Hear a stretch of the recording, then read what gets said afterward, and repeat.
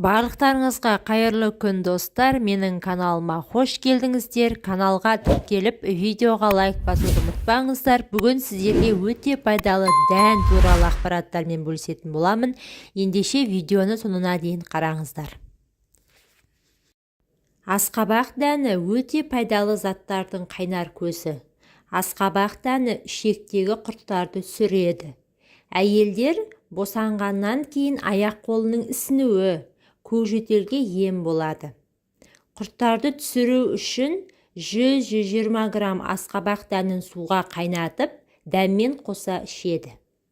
Көкжөтелді емдеу үшін асқабақ дәнін әбден кептіріп үгітеді. Ұнтақты сумен араластырып, күніне бірнеше рет қабылдайды.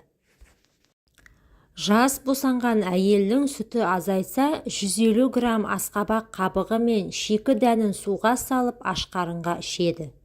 3-5 күн ішкеннен кейін сүттің мөлшері қалпына келеді. Артық салмақтан арылтады. Асқабақ дәні өсімдік ақуызы мен жасұныққа бай. Ал бұл заттар өз керегінде ағзадағы майды ерітіп, артық салмақтан арылтады. Диетологтардың қарныңыздың ашқанын сезе бастасаңыз, асқабақ дәнін жеуге әдеттеніңіз дейді. Оның құрамындағы пайдалы заттар ішектің жұмысын жақсартып, зат алмасуды реттейді.